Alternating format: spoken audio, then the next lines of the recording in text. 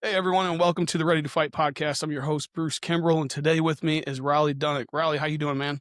Good, I'm good. Thanks for having me here. Yes, sir. Thanks for being on the show. It's so awesome to have you. We're going to go with this episode just a little bit different and moving forward. That's what we're going to do. So I'm not going to do an introduction. We're just going to get right into this and kick it off, and then you're going to try to unfold and let us know who you are and what you're all about. So Rollie, let's talk about where you were born and raised. So, born and raised in Laramie, Wyoming. Um, Not a huge town, but that's where the University of Wyoming is. So it's a college town with influx, with population, which I'll get into later. But I was born into a very Christian home. My dad was an elder. My mom was a deaconess. So really, I was brought up in the church at a really young age. And Wow.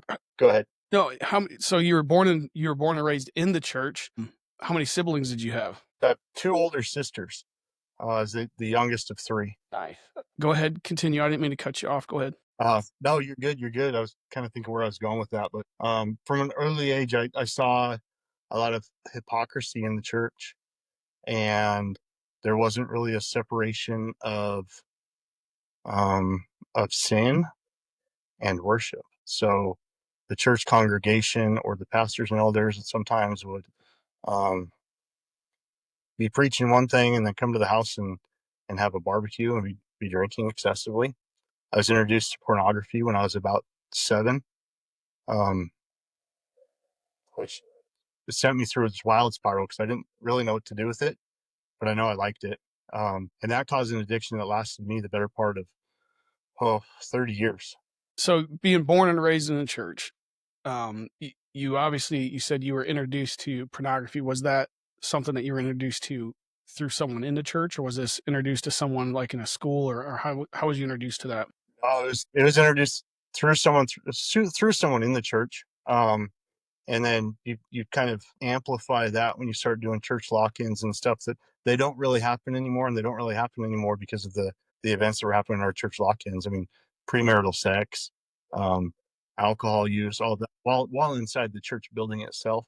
Um, and so that's kind of what I grew up into. I don't think the staff or leaders or elders, anybody really knew about it. Um, so, I mean, I'll tell you, I was baptized at 9 or 10, and I got wet. It meant literally nothing. Looking back, I would have told you I was saved, but I didn't know what that meant. God was kind of the ATM to me. When I had problems, I'd go cash it in and be like, all right, cool, I'm good. I can go out and sin again. That repentance wasn't a real thing. So as I grew up, I talked a little bit about the population of Laramie and how it ebbed and flowed. So the reason I brought that up is I got a hardship license because I worked out of town when I was 14 years old, and I was able to drive a truck. And I had a high school parking permit in my truck window. I drive through the liquor store parking lot with my fake ID. Who is a Hispanic man? I'm not Hispanic. I don't look Hispanic. I don't sound Hispanic, right? And I was buying booze at 14, 15 years old, which all that did was lead more into womanizing and the exact same things that we fall into during that time. Yeah. So, with all this going on, what was your relationship with your parents and stuff like, and did they know most of this stuff was happening? I had a good relationship with my parents. I think they knew. I think, and I kind of I've tried to digest this a little bit more as I grow up and had kids. I was like, man, how did they not? But I think they knew that I was a boy, and they had two daughters, and I think my sisters might have worn them out a little bit, and they're like, well, he can't get pregnant, so right, as long as he stays out of jail and doesn't get in trouble. They're really problems, but there's no correction in that either. I wasn't, I mean, wasn't trying to hide it, especially once I got into high school. It was pretty, pretty obvious what I was doing when I was doing it, and didn't really care. So, of course, I like drinking, I liked girls, I liked fighting. The next best course of action is for me to join the Marine Corps. And so I joined the Marine Corps delayed entry program, kind of like what you did. But that was my junior year in high school, and 9/11 happened my senior year.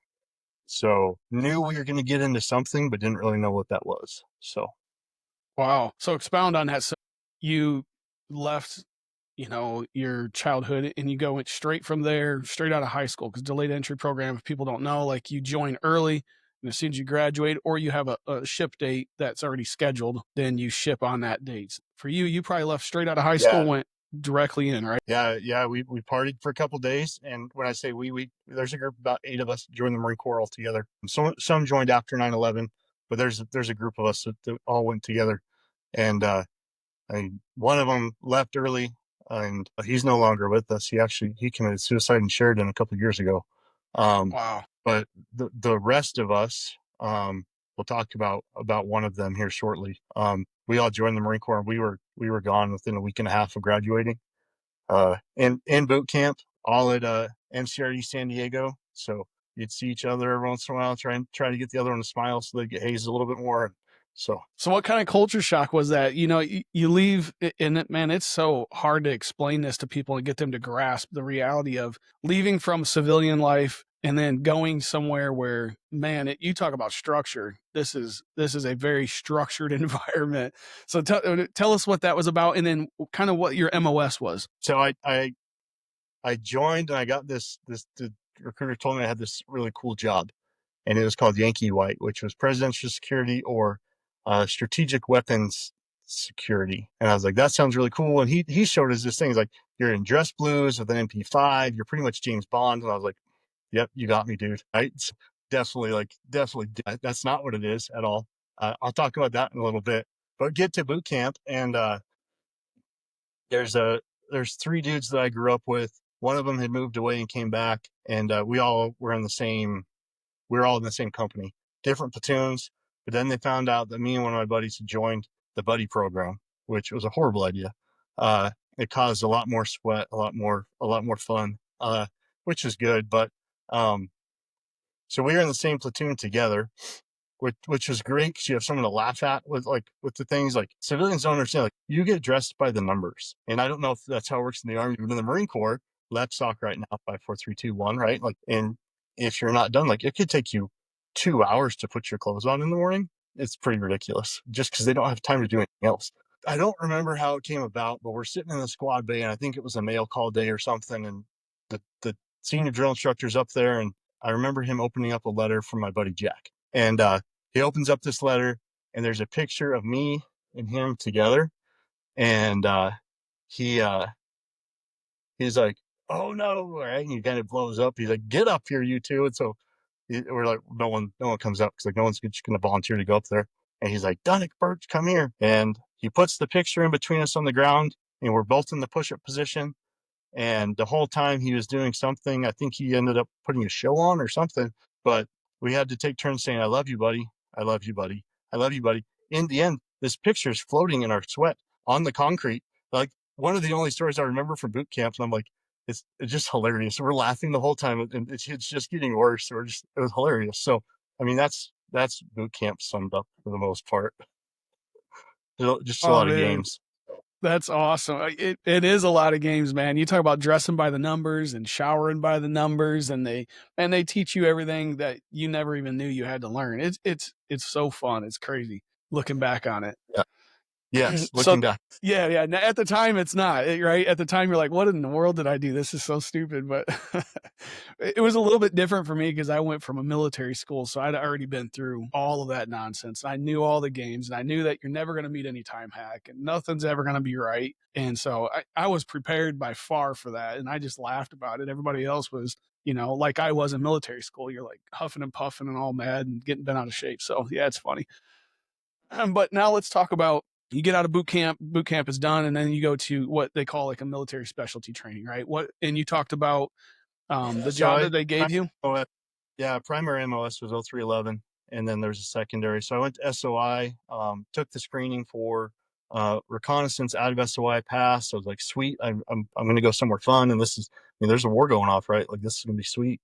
And then they tell me, they're like, well, you're already part of the PRP command, like, they won't release your orders. I was like, well, that sucks. So, but I'm all right with it still. This will be all right. And so I ended up going to basic security guard school, which is in Damnick, Virginia.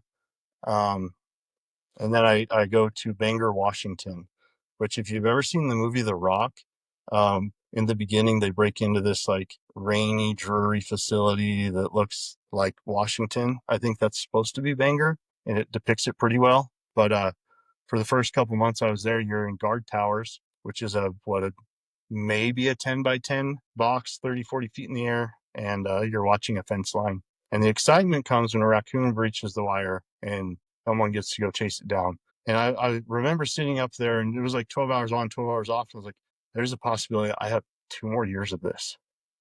And so I kind of turned it into like prison PT. Every time I was up in my box, I just start working out, knowing that's not where I wanted to be.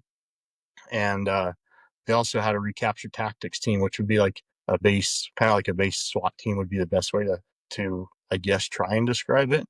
Um, did the screening, got selected, got moved to the team super fast after going to CQB school, which is again in Damnick.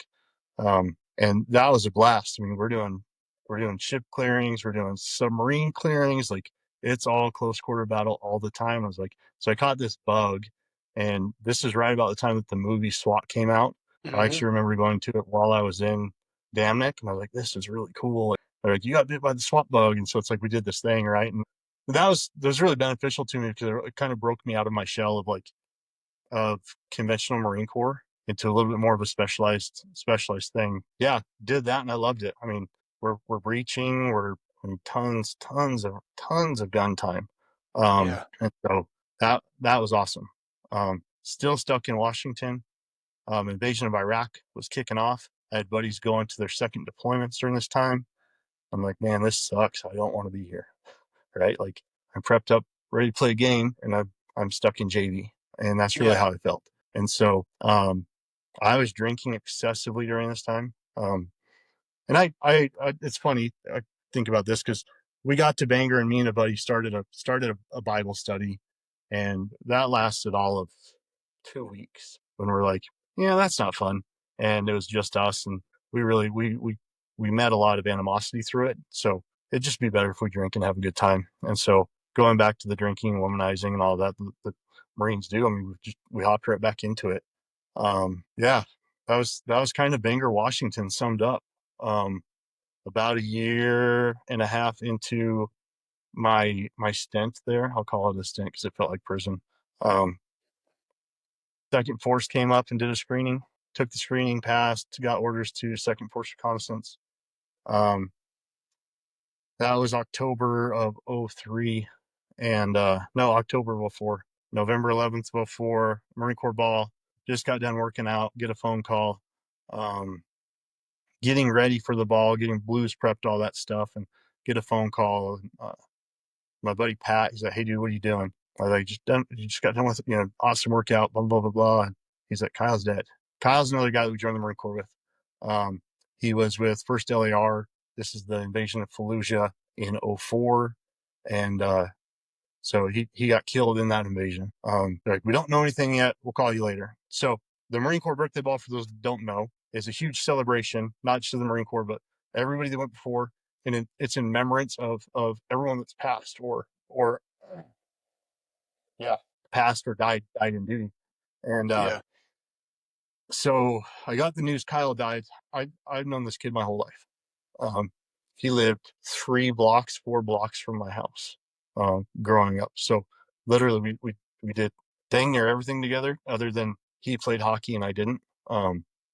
So that was a kind of that wake up call you get. I think everyone gets it sometime in the military career. Like it just got real. Um, Yeah. so we're getting ready for the ball. Drinking way too much, more so than normal. And I remember his mom calling me, and she said, "Hey, do you remember that pact you made?" So when we joined, we all promised we'd come home together, like one way or another. I was like, "Yeah." I was like, I don't know how we do that now." And she's like, "Well, you're gonna bring him home." I got the honor, right, of being a casualty officer and bringing him home with my buddy Jack. We all came back together. As awesome as that was, like I can literally like see it happening as I'm standing there. I remember the first time they opened up the casket, they're like, "You know him, fix him." And I start kind of adjusting some hair, got a little bit shuffled in the flight and the drive up. And um, I see this scar right above his face right here. And I remember it from soccer. He was a defender, and I tried to do a round kick, and I stuck my cleat in his forehead. And I was like, it hit hard. It's like thought it was fake until then. We're getting him ready, we're getting him prepped and making his hair look right. And the casualty officer was like, what can we do to make him look better? I was like, he doesn't have a chew in his mouth. He does not look right at all. This dude always had, a big old dip in his mouth. Got him kind of there, and I'm on one side and Jack's on the other. His mom, his dad, and brother come down the aisle of this funeral home. And first time she could actually see into the coffin and see him, I hear this scream that's like a banshee. I don't know how to describe it. Um, I I didn't hear anything like it until I was in Iraq, and and I remember in that moment right there, like the hardness of my heart was just like I had a, a bloodlust that could not be filled. Um, so we get him buried, we go through that, and kind of emotionless during that time. As I guess I feel like we had to be due to us being in uniform, being in the Marine Corps. Like this isn't really something you can process, right? So just kind of cram it down. And I mean, this is stateside, I'm in a safe place, but still, it's like I need to be there for the family. This isn't about me. And so I didn't really process any of that. And I turned all of that rage and anger into the rage and anger that would fuel me. But instead of turning that into a positive way, I just started drinking more and more and more. Um, Literally just like pickling myself. Um, I tried I tried to deny orders because I knew that going through the recon pipeline was going to take me longer to get to Iraq or Afghanistan or anywhere. And I had this bloodlust, and I was like, I don't want to wait. I don't want to train. I'm done. Like, let's go. And talked to this guy named Todd Smallenberg. And Todd's like, man, give me 2 weeks. He's like, you do 2 weeks there and don't want it. He's like, I'll send you first replacement where I can get you. He's like, I'll send you somewhere as a combat replacement. Like, that sounds like a sweet deal. Let's do it. Got orders, left Washington, came home for about a week, drank way too much, drove down to Camp Pendleton, checked in, and man, it was on. So got into recon indoctrination platoon, and they depickled me pretty quick, doing 2 3 days, run swim runs, all of the fun stuff that people think they join the Marine Corps. What it really does is it makes you hate the beach, hate running, and never want to work out again. That was awesome, and it was really good for me. Got through all of the training, and again, it slowed. It slowed my drinking. It slowed the womanizing because I was so busy. But every weekend, all the rest of it, that's what we were doing. Um, so that didn't change anything. I would tell you, as a Christian, I had no fruit of that in my life whatsoever. Kind of just striving to like. I figure, like, okay, I'm in this great unit. Like, I'm definitely going to get my piece of flesh now. And so we hit our pre-deployment training once they build up our platoon. Super young platoon. Um, hadn't been deployed yet, and I was the assistant team leader for a reconnaissance team. That's pretty terrifying.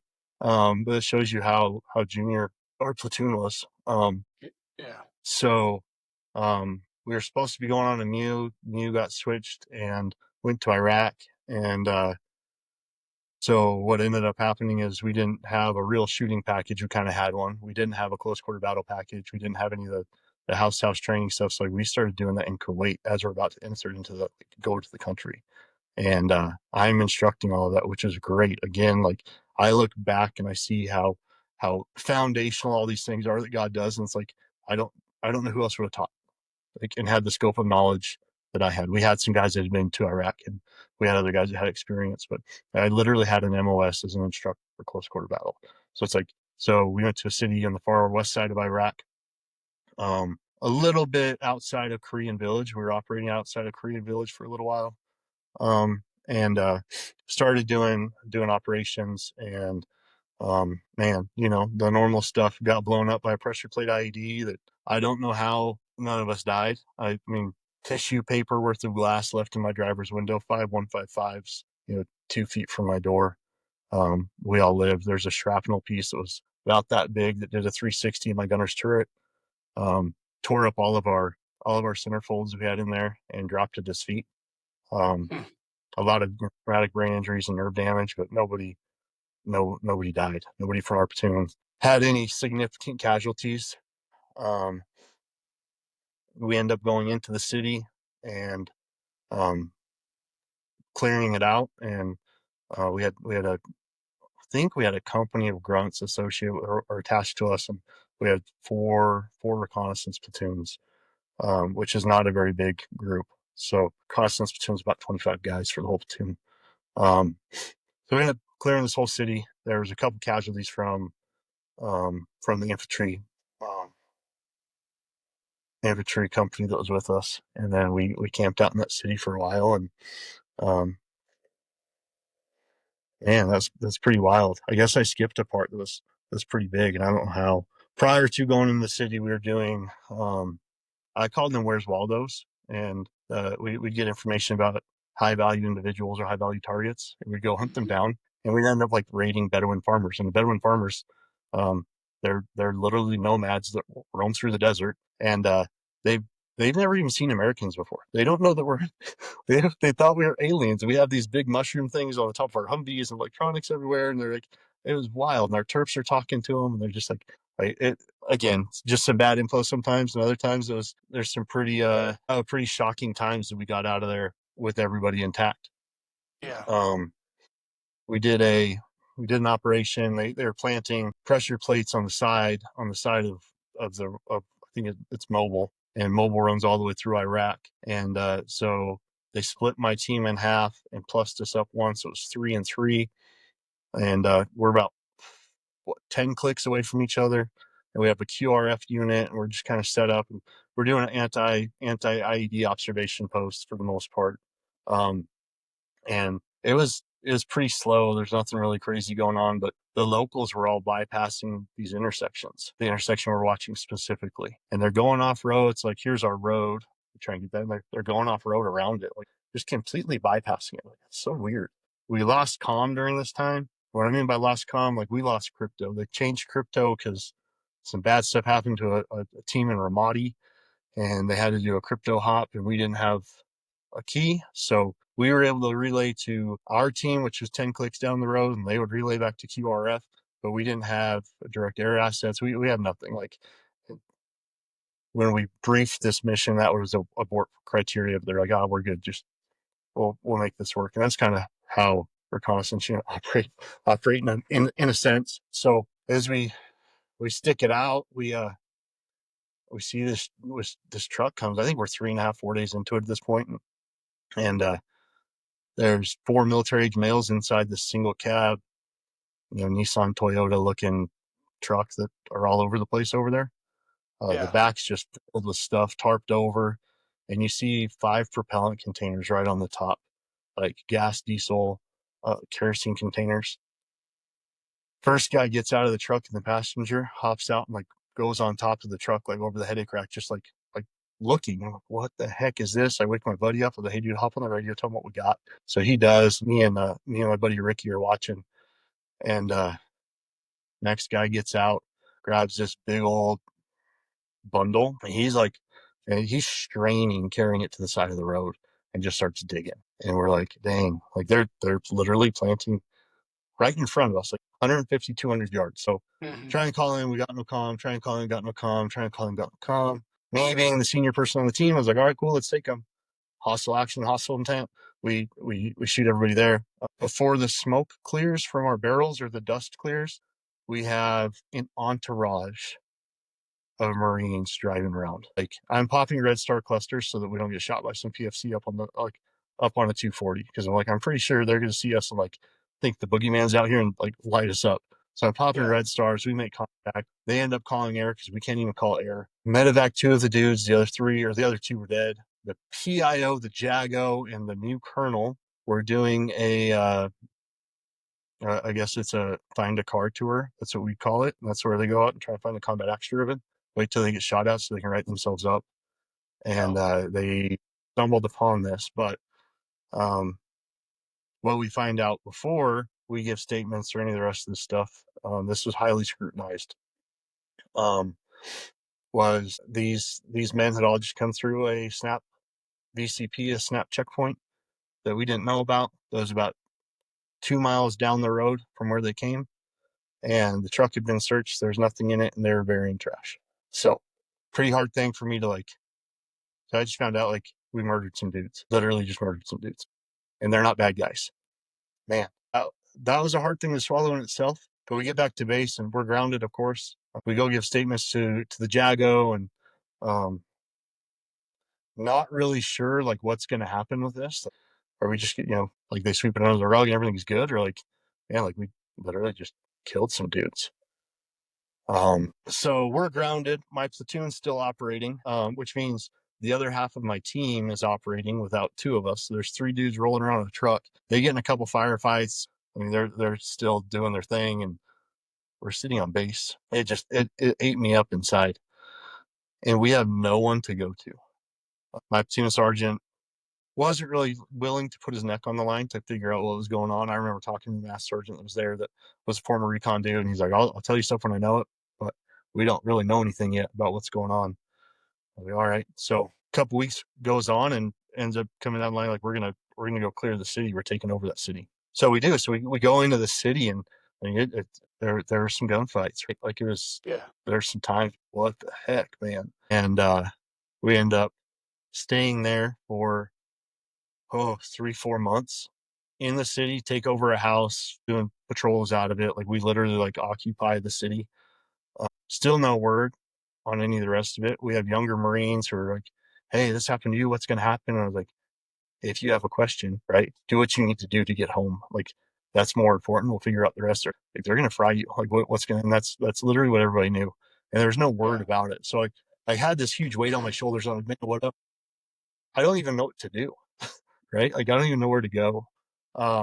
We get extended a couple times on that deployment, end up coming back, and I extended my contract to go on that deployment, and I got out. I was like, I'm done with the Marine Corps. Like this isn't my thing. And most of it was that lack of leadership ability. Like I felt like nobody had my back. Nobody was there to stand up. No one was there to check in what was going on, and really nobody cared about what the end of any of this was. So where you have this Marine Corps brotherhood, right? Like even a smaller unit, you're just like, man, like we were super tight.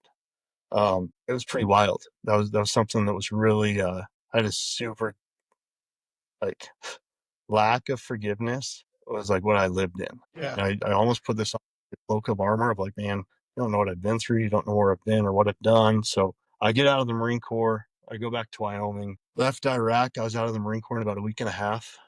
I remember leaving Camp Pendleton and looking in my rearview mirror, and like the base was on fire. It was June. There's like wildland fires. So it was literally like, and I thought that was a sign of God, who at that point I knew was real, but I didn't think he was good, loving, or I had this just skewed vision of him as this angry man in the sky tossing lightning bolts at us.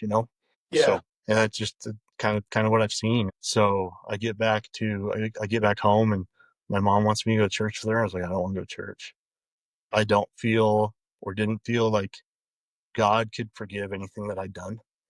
I was supposed to go to war and come back with like, you know, 10-foot tall and bulletproof. I really felt beaten down in a way just because like, man, I went there and murdered people. And that's what Yeah. stuck with me. Not the good things, not the actual firefights, not the rest of it. But it's like, um, that's what stuck with me. And then after that, like nobody cared enough to tell me what was going on. Did get cleared. There were no charges, obviously, because I'm sitting here talking to you, but nothing really happened there. But I had this bitterness and resentment that I carried for such a long time. Yeah. Like 20 years almost. It's wild to think about. So I get out of the Marine Corps, come back home, start drinking again, because why not? Chasing girls, drinking, fighting, and I test for the local fire department, and I got hired. Went down to the academy. I had a blast. Like that was awesome. Come back, and man, pretty sweet job, right? Like there's people that dream of being firefighters, and an honorable job. And I let all of that stuff from Iraq just kind of creep back in, and man, the distension I had with command, the lack of trust, or just walking around like a calloused, arrogant jerk all the time because you don't know what I've been through. Yeah. Had an officer, a company officer that was a Marine, he was a fire captain, company officer, and he was a Marine. And he pulls me into his office one day. We were doing pro-con checkups or something like that, like proficiencies and like, seeing what your goals are and where you want to move to and what your plan is. He's like, man, he's like, you have a lot of potential. He's like, but what is going on in your head? And so I told him about that shooting in Iraq, and I was like, I don't trust people. I don't trust you. I don't trust the chief. I think if there's anything bad that ever happens, you guys will save yourselves and toss me up the creek. So I was like, yeah, I was like, I'm a team player, but I'm going to isolate. I was like, I'm not sticking around you guys. I'm not doing this. Like, I'm here to help, but I'm not blending as much as they blend. And this, I met my wife at this time. We weren't married. She was going to nursing school. Again, Laramie's a college town, so she was going to nursing school, and we met in a bar. A really, really great story. I had a little bit of a reputation as a womanizer. We met in a bar. Go to another bar. As I'm leaving that other bar, run down to go to the bathroom. There's a couple of high school wrestlers who knew me, and they're like, "Hey, she's a good girl. You should leave them alone." And I said something wise, probably like go cuddle with your boyfriend or something like that. And they jumped me as I come out of the bar. My wife still comes with me. I don't know what that was about. Intervention of God, I guess. But yeah. So my best friend, my confidant, like, man, like, uh, the best thing that happened to me during that time was meeting her. So um, that fire captain decided it was his story to share and started sharing with everybody in the service, right? So I had some buddies there and they're like, dude, we never knew about this. Why are you telling him and not us? And it caused a little bit more division. And I was like, all right, screw this place. I'm gone. Like, I'm out. Um, had a buddy who worked for the Laramie Police Department there. There was a scout sniper, and he came from Casper. He was a cop up here. He's like, dude, you would do really good in law enforcement. But Casper's a great place to work. Maybe you should go check it out. And I was like, okay. I didn't think twice about it. I was like, yeah, let's go. My wife wanted to move closer that way anyway. She's from Cody, which is kind of the northwest side of the state, and Laramie is the southeast side of the state. And we had a lot of family and friends in the Casper area. Tested up here, came up here, got hired. Man, everything was good, right? Like, we got married a week and a half, 2 weeks after we got married. I'm in the police academy, and my wife is living in the basement of my sister's house. What could be better? Yeah. It was good. Like, that was good. Tried to close on a house, it didn't come through. I ended up getting another one. We ended up moving in this house. Like, career job wise, man, like everything's going pretty good. I'm married. Um, my wife found out she was pregnant while I was in the academy. We're super stoked. Um, so my full name is Samuel Rollie Dunnuck the Fourth. From the time I was a little kid, my grandpa was like, "Hey, this is your lineage. This is your legacy. You will have Samuel Rollie Dunnuck the Fifth. He'll have the sixth. He'll have the seventh, so on and so forth. Like, this is your name state." So that's what I thought. I mean, really, what I thought legacy is about, which is wild. We'll get there in a little bit. Just planting that seed. So Yeah. Sammy's born and no major complications. Everything seemed pretty good, and still just doing our thing, right? My wife's a nurse working, and I'm working, and sometimes there's shifts where we're like passing like ships in the night, where she's on days and I'm on nights, or I'm on nights and she's on days. Like, we high five each other. Getting babysitters to take him to daycare because we're both still working and we can't, like, right? We couldn't be there, so that was rugged. Um, financial burden because we had this like thought in our head that everything had to be perfect, and just such a skewed worldly vision. I just kick back now and kind of laugh about it, but yeah, turned out not being great. Work took priority for me over my wife and son. I was striving in that department. I did really good. In 2 years I was asked to join the um with their vice unit. So super excited about that. I've tested. I was on the SWAT team, and this is great. Work is going good, right? And my wife and I are like roommates. Yeah, just wild. I remember one day specifically when my wife was going to a family wedding, and she was leaving the day before I had to work, so I'm coming up the next day, and she calls me that morning. I was going to get off at noon and shoot up, and this is up in Cody, and she's like, "Rollie, Sammy's blue. We're heading to the hospital."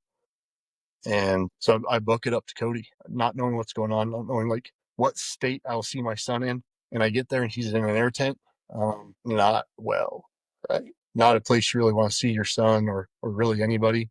So we stuck out that weekend, and oxygen saturations got up enough we can go home. We came home, and um, kind of a hard road after that. We went through a bunch of different discoveries on diagnoses, and it didn't really fit.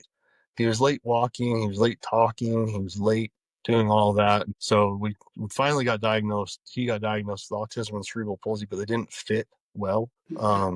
So during that time, my wife and I were really not doing great, right? So we have this new burden. We're not close together, and yeah, we have no grounding mechanism, right? We're just like going off feelings and emotions. And so one day she decided, she's like, I think we should go to Cody. That's where her family is. I have a lot of family there. We'd have more support. And I really think that would be a good thing for us.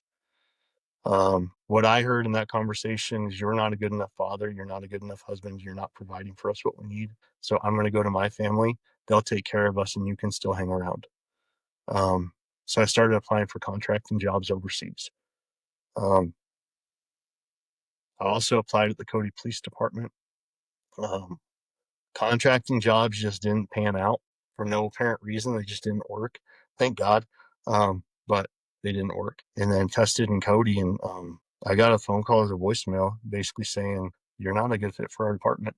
And this is right before the chief's interview. I was like, I'm a shoe in. This will be great. This is the first job I ever applied for and didn't get. So it was a huge, that was a huge blow to my pride. Yeah. And Cody's a smaller police department, smaller town. I was like, there's no way. I felt like I was a god walking in there, right? I'm cocky, pompous, and arrogant. That's probably why I didn't get the job in the first place. Just no humility. So we come back here, and again, Ray and I aren't doing well. We don't really know what to do.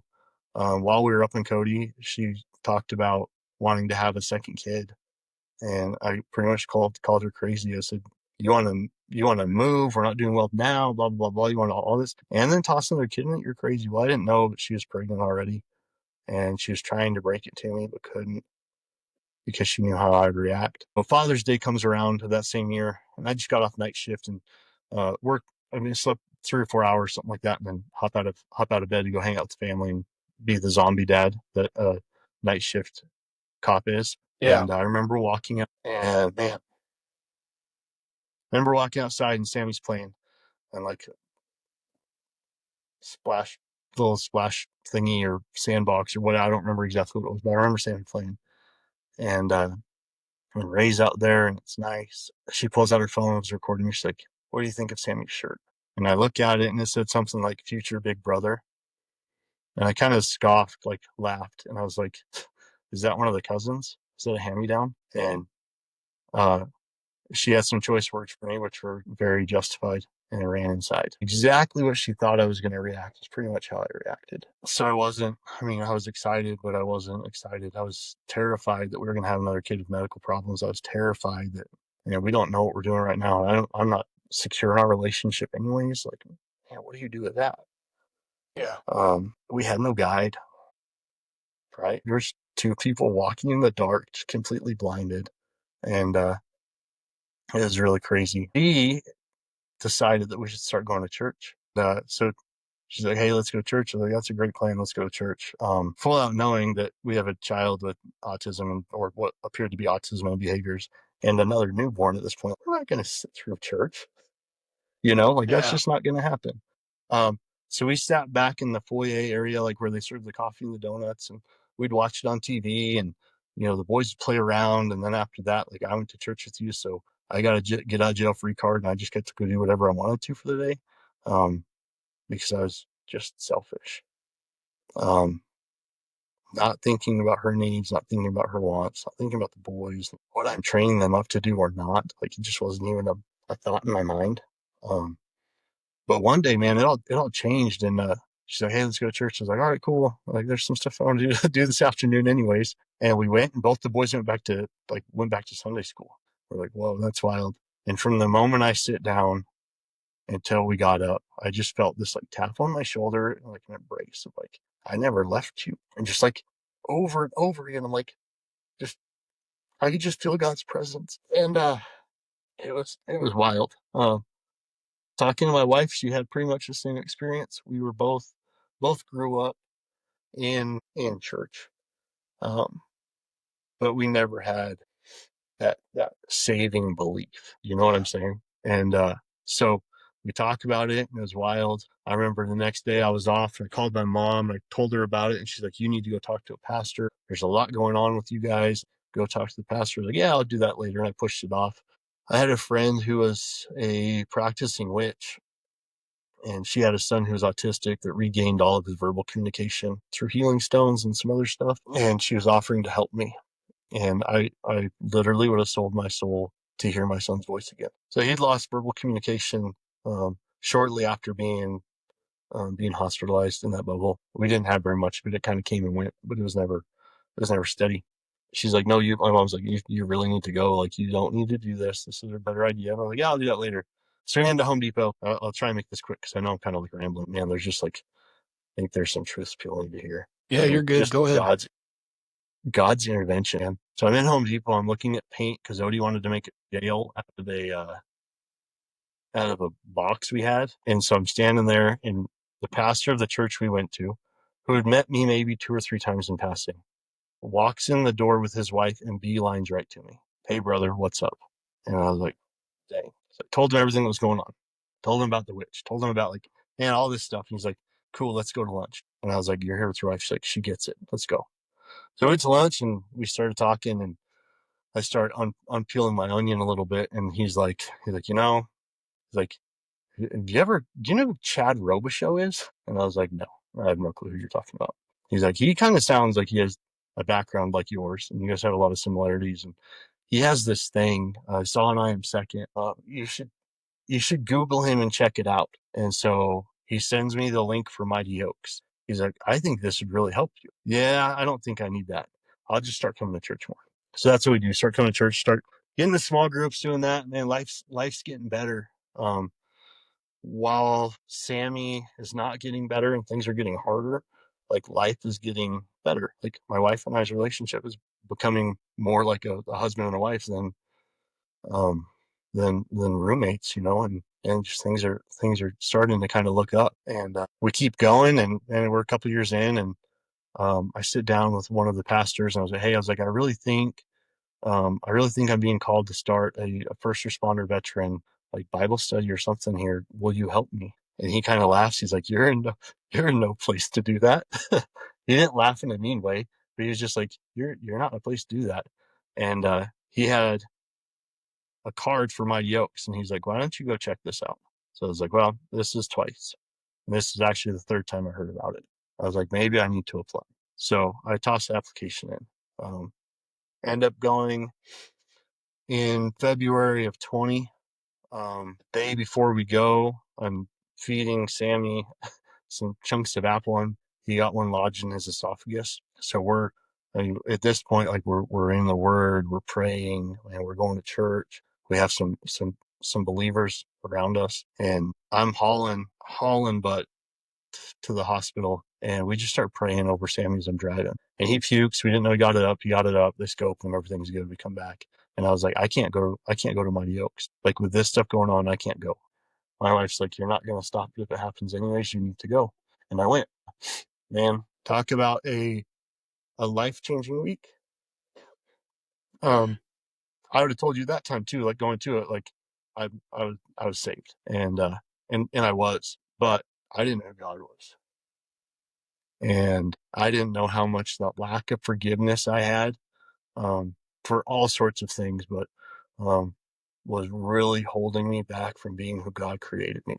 So as we started applying these things and come back, man, we get out of Mighty Oaks, and dude, it was cool. It was just really cool to see the difference in my walk. And I started diving into the Word. I remember one morning my wife comes down the stairs, and it was like 5:36, and I wasn't working out. I was sitting in the desk reading the Bible. She's like, "What did they do to you?"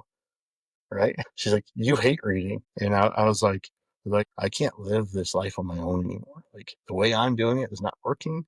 Like, I need to find out what God's plan is." So start pouring into the Word. Super, super blessed. Got introduced by Justin Reinwald to this dude named Travis Githens. And Travis is in Casper. I started doing Bible studies with Travis. I'm meeting him, like, man, Like that was a big missing piece. I needed like some form of mentorship. Prior to me going to Mighty Oaks, we were looking to try and see what was going on with Sammy, and we went to a geneticist and like, hey, we don't really know what's going on. We want to send you to this undiagnosed lab. It's in Utah. So we're like, okay, all right, but before we do that, we want to do a draw and do a full genome profile on Sammy. Um, so for those who are listening that aren't doctors, it's a huge gene test to see if there's any deficiencies, any mutations, anything like that.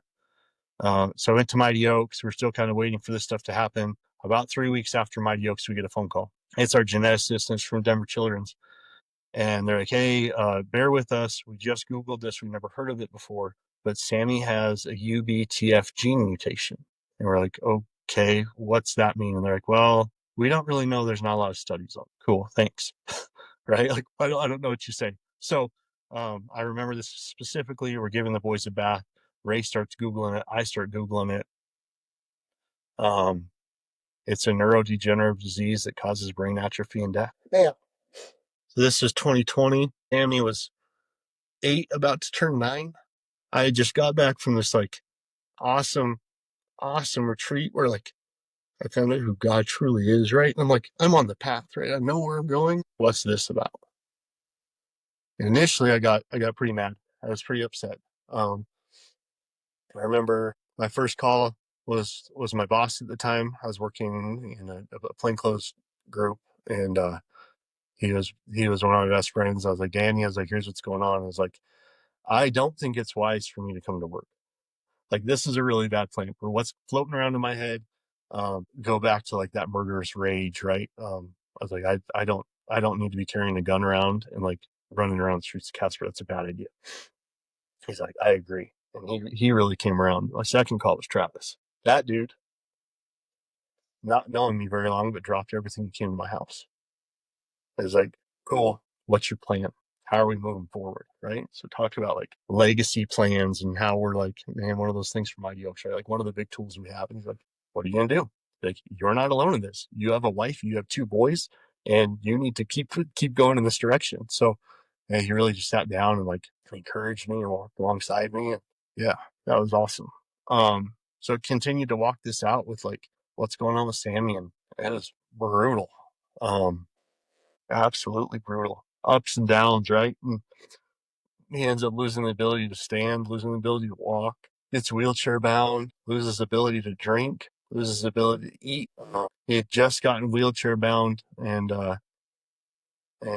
we're going through it. And Danny put a group of people together to come help me do some projects. It was just like we were just getting bogged down at the house. And a few months later, Danny got COVID, was isolated in his basement, and killed himself. About a month and a half after that, my first area partner, going through divorce, killed himself. We had 2 more guys from the department or from our area kill himself within a 3-month period. And I remember just coming to Outpost, which is, man, coming to Outpost and telling Travis again, I was like, dude, there's another one. Dude, there's another one. And he's like, we got to do something. And I was like, yeah, but what? So Travis reached out, Kevin Schroeder and John Davis came out. We did a round robin and really just started sharing some hope with all of the agencies around here, going down to the law enforcement academy. This would have been like, I think it was January, February of 20, maybe 22.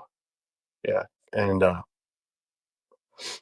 remember the first time driving to the academy. He's like, dude, he's like, what are your thoughts? Why aren't you a team leader? Are you even going to think about being a team leader? Like, you want to do anything with Mighty Oaks? Man, I really want to, but my house isn't in order, and we got this thing going on with Sammy, and kind of told it to him. I was like, I don't think it's a good time.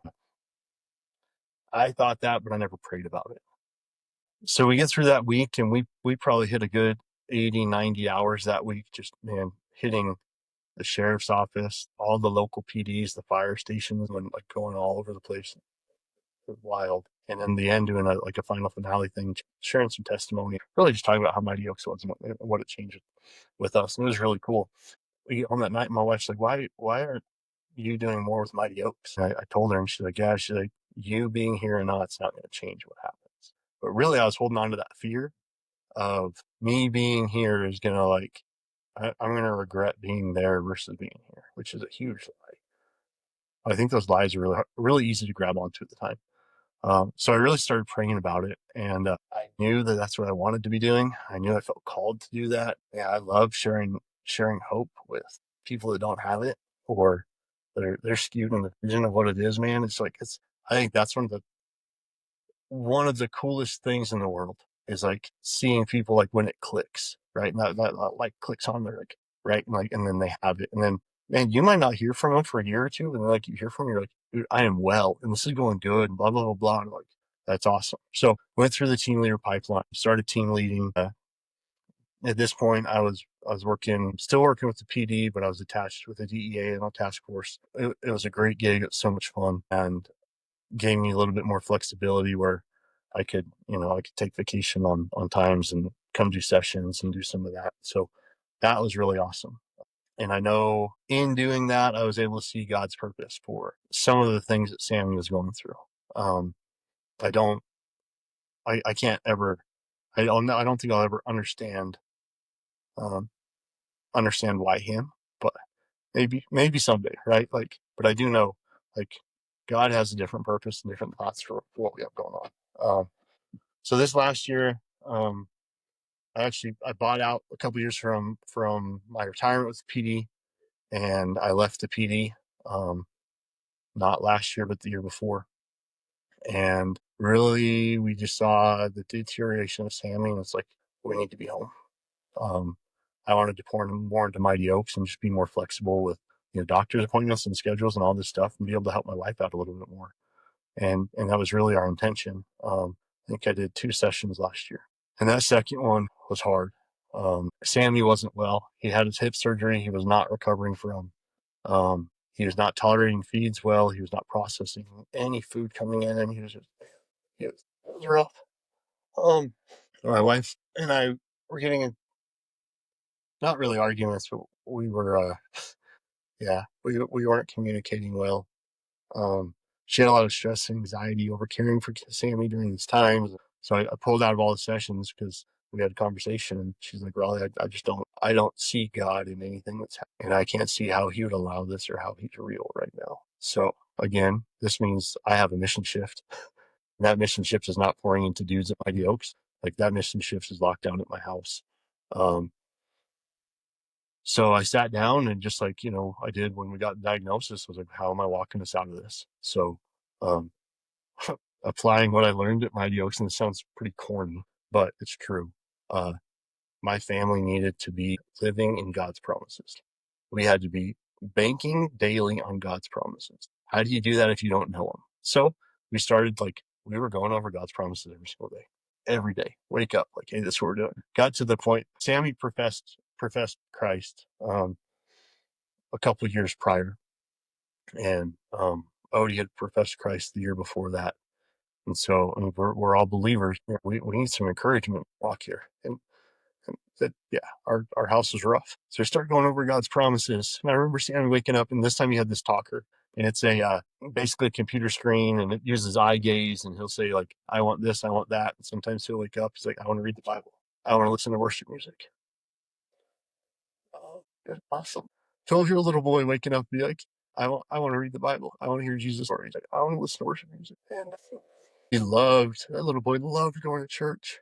Stained glass windows was thrown through, and he just loved the colors, and he loved the people. I think he went 4 times last year because we could not get him out of the house. He was not comfortable enough to leave. About the end of August, beginning of September, we realized like his body's really shutting down, and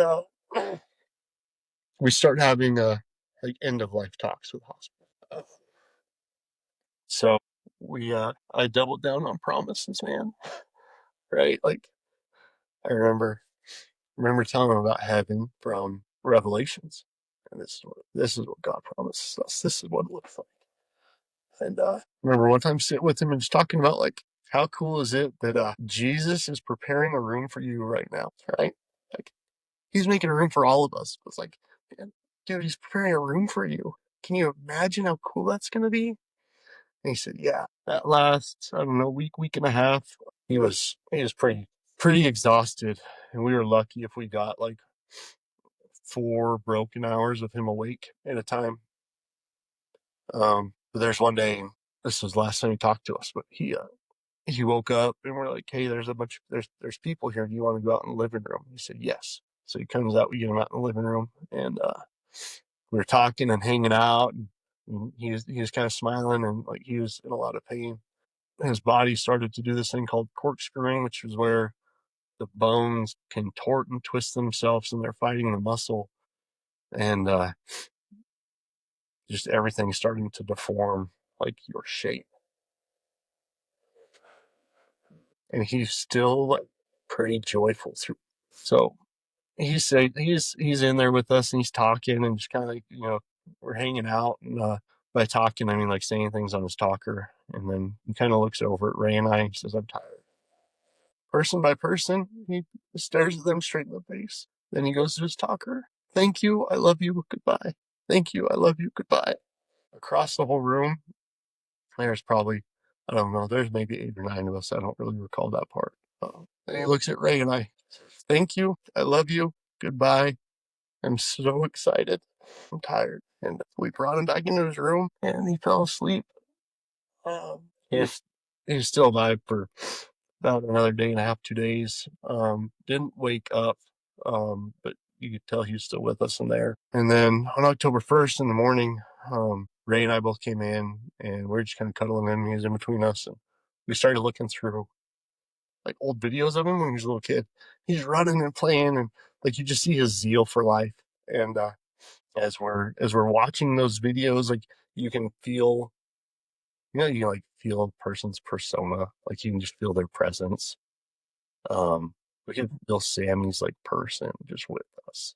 And I think that's something that we missed for a while because of all the pain associated with what he was going through.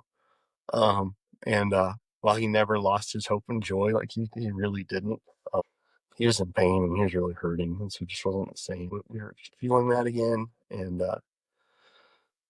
his breathing got shallower and shallower as we're kind of just reminiscing with him. And the closest thing that I could feel from like him leaving Ray and I's arms and going to Jesus' arms was exactly that. He passed away about 9 o'clock in the morning, 10 o'clock, and Ray was able to feel his last pulse. As soon as he did that, I opened up Psalm 23, and Ray's like, "You don't need to read that. This isn't for him. Like, this is for us. Like, we need to hold on to these two, right? Like, we need to know what's what." And yeah, still kind of walking through that.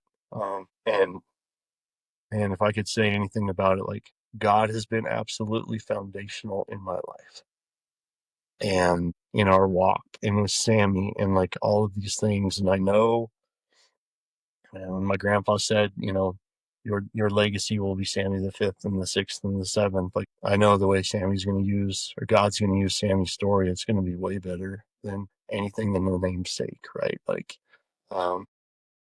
so it's a pretty cool thing to think about. Still, I mean that wasn't.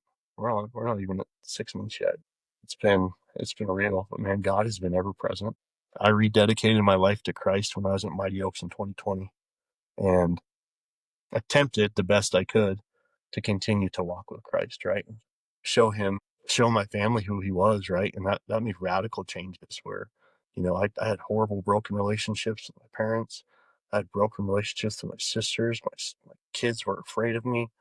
Um, Shortly after going to Mighty Oaks, Odie tells me, I asked him if he noticed any difference. He said, the monster in your eyes is gone.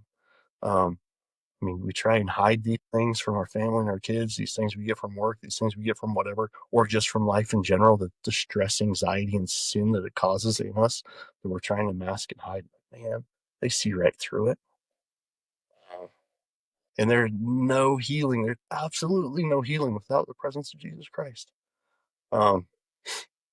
Ray and I talked to her. My wife's name is Ray. We were talking about it the other day and just how terrifying it is, or how terrifying it would have been going through that walk with Sammy without Christ as our foundation.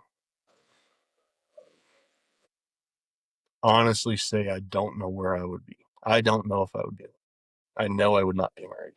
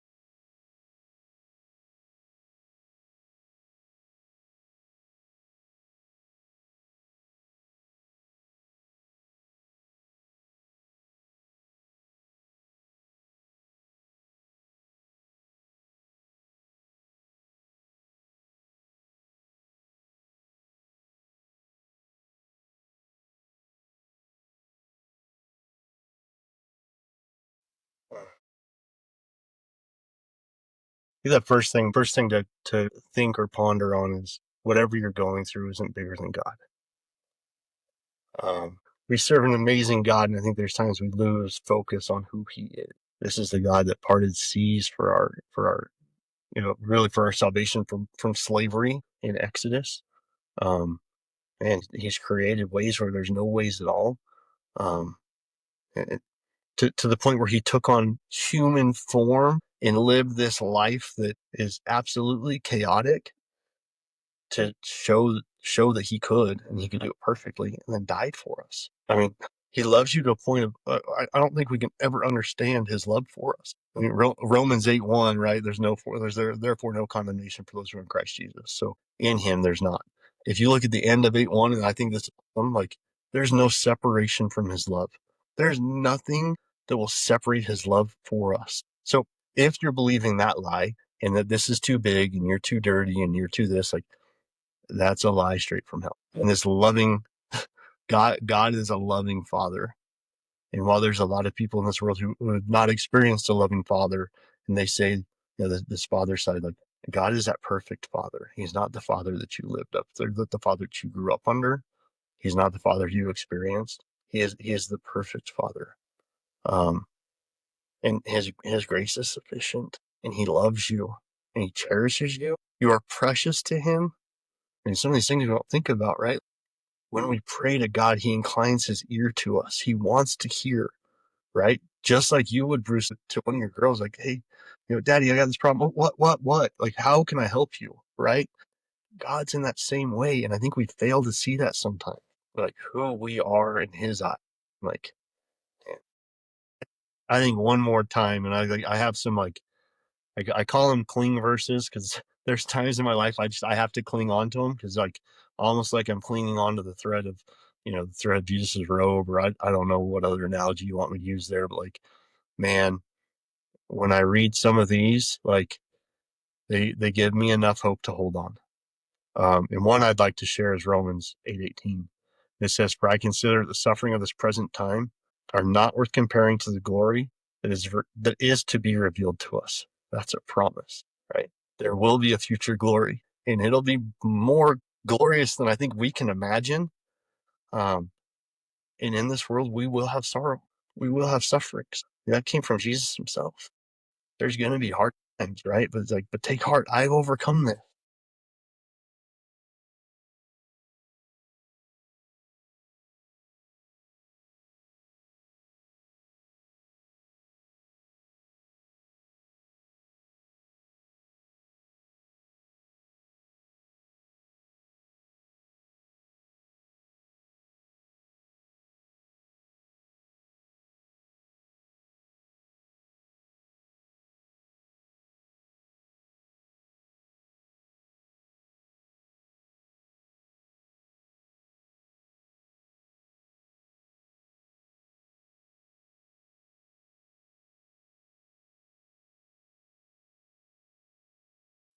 Thanks for having me on. Sorry, I kind of stole your show. I probably haven't.